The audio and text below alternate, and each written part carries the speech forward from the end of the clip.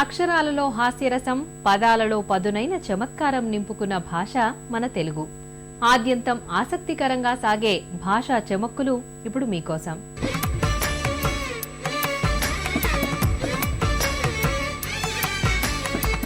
వీరేశలింగం గారు సంఘ సంస్కర్తగా, సాహితీవేత్తగానే కాకుండా గొప్ప హాస్య రచయితగా కూడా ప్రసిద్ధం. ఆయన సత్యరాజ పూర్వదేశ యాత్రలోని ఒక నవల లాంటి కావ్యం రచించారు. అందులో మలయాళ దేశంలో ఆచారాలు వర్ణిస్తారండి. నిజంగా అసలు ఇలాంటి ప్రపంచం, ఇలాంటి సమాజం ఒకటి ఉంటుందా అని కడుపొబ్బ నవ్వుతాం మనం. సత్యరాజ పూర్వదేశ యాత్రలో ఆయన మలయాళ దేశం వెడితే మలయాళ దేశంలో ఒక ప్రాంతంలో ఆడవాళ్ల పెత్తనమే, అందుకే ఆడమలయాళం అనే మాట అందుకే వచ్చు. అదంతా ఆడమలయాళం మంచి వాళ్ళ జోలికి వెళ్ళకండి అంటారు. వాళ్ళ పెత్తనం నడుస్తుంది అక్కడ.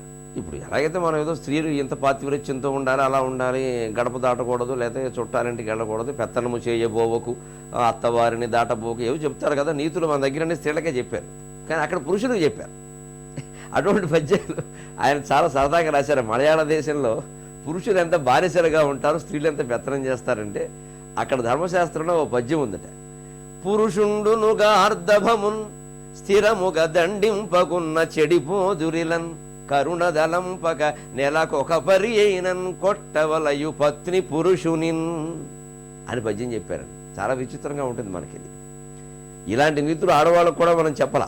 కొట్టాలి తిట్టాలని ఎక్కడా లేదు. పైగా కొడితే తప్పు, ఎక్కడ ఆడవాళ్ళు కన్నీళ్లు పెడతారో అక్కడ ఏ పనులు జరగవు అన్నారు.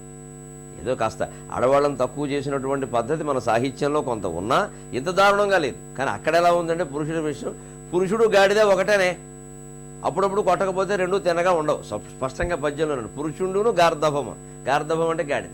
పురుషుడు గాడిద లాంటి వాడే. గాడిదని అప్పుడు తంతూ ఉండాలి, పని లేకపోయినా సరే తనాలి. లేకపోతే తనడం మర్చిపోయామనుకో దానికి భయం భక్తి లేకుండా పోతుంది. నెలకొక పరి అయినన్ కొట్టవలయు పత్ని పురుషునిన్. కొని 15 రోజులకు ఒకసారి కొంచెం కష్టం అనిపించినా నెలకొక్కసారైనా ఈ మొగుడు అన్నవాడిని కూర్చోబెట్టి చెదగొట్టైపోతే వాడు మాట వినడు అని అక్కడ ధర్మశాస్త్రాల్లో స్త్రీలందరికీ నేర్పుతారు శుభ్రంగా. అంటే వాడు తప్పు చేసినా చేయకపోయినా కొట్టేయవలసిందే. వెనకడికి మేము చదువుకునే రోజుల్లో మాస్టర్ ఉండేవారు, పెద్ద మాస్టర్ అనేవాళ్ళము. ఆయన పడక కుర్చీలో కూర్చొని చెప్పేవారు, పెద్ద ఆయన కదా లేవలేక. ఆయన తరగతిలోకి రాగానే ఇంత పొడుగు తూటి బెత్తం పట్టుకొచ్చేవారు. తూటి బెత్తం అంటే దెబ్బ తక్కువ తగులుతుంది, పొడుగు ఎక్కువగా ఉంటుంది, చెల్లమన్నట్టు ఉంటుంది, కొంచెం చురుక్కుమంటుంది. అది పట్టుకొచ్చేవారు. అది కాలగొట్టని దొరుకుతూ ఉంటాయి. పట్టుకొచ్చి ఆయన ఏం చేసేవారంటే రాగానేను ఎవరో ఒకరు కుయ్యం కయ్యం అంటాడు కదా, పిల్లకాయలు 40 మంది ఉన్నాక అనకేం చేస్తారు, ఉందే మాత్రం చేయండి అంటే ఒకడు ఉందే మాత్రం వెనకాలం చూడడం కుయ్యి అనేవాడు. ఈయనకి మంట ఎత్తేది. లేచి వెంటనే వచ్చి వాడిని కాదు మొత్తం 40 మందిని తలో దెబ్బ కొట్టేవారు. అదేమిటండి మేస్టార్ మేమేం అనలేదు కదా, మమ్మల్ని ఎందుకు కొడుతారంటే నువ్వు మళ్ళీ కాసేపు నాకు ఏదో అంటావు, నీకోసం మళ్ళీ నేను లేచి వచ్చి కొడతానా, ఓ దెబ్బ అందరినీ కొట్టేస్తే గొడవ సరిపోతుందని వాడి. అందుకని అదో కోటాలాగా నెలకోసారి కనుక మొగాన్ని కొట్టకపోతే దారిలోకి రాడైన పద్యాలు ఉన్నాయి. మీకు నిజంగా ఇవన్నీ ఇంకా మంచి సరదా అయిన పద్యాలు కావాలి అంటే మునిమాణిక్య నరసింహారావు గారు వేసినటువంటి మనహాస్యం అనేటువంటి పుస్తకంలో ఈ వీరేశలింగం గారి గ్రంథం గురించి, ఇందులో పద్యాల గురించి చాలా ఉంది. అలాగే ఈ వారం ఒక మంచి సామెత, ఇంట్లో మొగుడు కొడితే బయట మాతా కబళం వాడు కూడా కొడతాడట. మాతా కబళం దాన్నే మాతా కబళం అంటారు, నిజానికి మాతా కబళం అంతే. అమ్మ ఓ ముద్దుంటే పెట్టు. బిచ్చగాడికి కూడా లోకమైపోతుంది స్త్రీ. ఇంట్లో భర్త ఇష్టం వచ్చినట్టు మాట్లాడడం, ఇంకా రకరకాల పదాలు వస్తాయి, నేను నోటితో చెప్తే బాగుంటుంది. ఇంకా అవన్నీ బయట వాళ్ళు వింటే లోకు కట్టేస్తారండి. భర్త పూర్తిగా అమాయకుడైనా ప్రమాదమే, క్రూరుడైనా ప్రమాదమే. ఒక్కో సంసారంలో భార్య ఉంటుంది, మీరు లాభం మీకేం తెలియదు, మీరు ఊరుకోండి, మీరు చేపట్టే ఎలా ఉంది సంసారం అయిపోయింది. అక్కడ అవతల వాడి ముందు మొగుడు లోకి వేపాలా, వాడు లోకు కట్టాడు. ఇక నుంచి వాడు వస్తే ఏమంటాడు, అమ్మగారు ఎక్కడని అడుగుతాడు. ఇక్కడ దున్నపోతులో వీడు కనపడుతూ ఉంటే అమ్మగారు ఎక్కడంటాడు. అది తప్పే. ఎందుకు అలా అంటున్నావు నువ్వు? పరాయి వాడి ముందు భర్తను అవమానిస్తున్నావు, పరాయి మగవాడి ముందు స్త్రీని అవమానిస్తుంది, పరాయి స్త్రీ ముందు స్త్రీని అవమానిస్తుంది. అది జరగకూడదు. ఇంట్లో భర్త లోకు కడితే మాతా కబడం వాడు కూడా లోకు కడతారంటే అర్థం అది. అలాగే ఈ వారం ఒక మంచి శరోక్తి ఒక అవధానంలో అప్రస్తుతంలో అడిగారు, ఏమిటి మన మాతృభాష పరిస్థితి ఇలా ఉంది ఏమిటండి అన్నారు. ఎలా ఉంది? మాతృభాష అనేది ఎక్కడుందండి, సంకర భాష అయిపోయింది, సగం ఇంగ్లీషు సగం ఉర్దూ, ఎక్కడో 2-3 తెలుగు పదాలు ఏరుకోవలసి వస్తుంది అంటే నేను నిజానికి అయ్యా సరదాగా చమత్కారం కదా అవధానం అప్రస్తుతం అంటే. మాతృభాష అనే చూడవయ్యా నువ్వు, మాతృభాష నువ్వు తెలుగులో రాస్తున్నావు, తెలుగు కాదమ్మా అది మాతృభాష. మా హిందీ మాట, అమ్మ అని అర్థం. మా అంటారు కదా అమ్మ. త్రూ THROUGH ఇంగ్లీషు మాట నాయన, భాష తెలుగు మాట నాయన.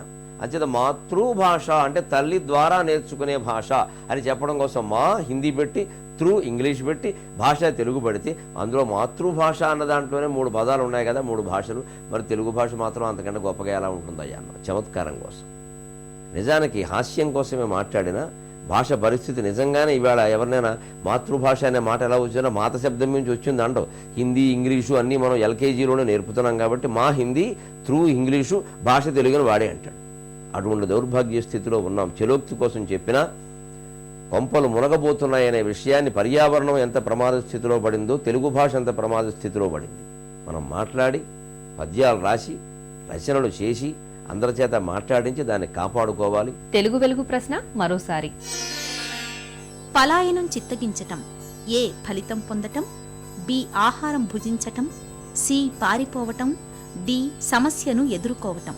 మీ జవాబు టీవీ అని టైప్ చేసి స్పేస్ ఇచ్చి మీ సమాధానం ఫలితం పొందటం అయితే ఏ, ఆహారం భుజించటం అయితే బి, పారిపోవటం అయితే సి, సమస్యను ఎదుర్కోవటం అయితే డి అని టైప్ చేసి 562635కి SMS చేయండి. ప్రశ్న మరోసారి. పలాయనం చిత్తగించటం, ఏ ఫలితం పొందటం, బి ఆహారం భుజించటం, సి పారిపోవటం, డి సమస్యను ఎదుర్కోవటం. మీ జవాబు టీవీ అని టైప్ చేసి స్పేస్ ఇచ్చి మీ సమాధానం ఫలితం పొందటం అయితే ఏ, ఆహారం భుజించటం అయితే బి, పారిపోవటం అయితే సి, సమస్యను ఎదుర్కోవటం అయితే డి అని టైప్ చేసి 562635కి SMS చేయండి. గత వారం ప్రశ్నకు సమాధానం వదంతి అంటే పుకారు, జనాల్లో వ్యాపించటాన్ని పుకారు అంటారు. కనుక ఈ ప్రశ్నకు సరైన సమాధానం బి.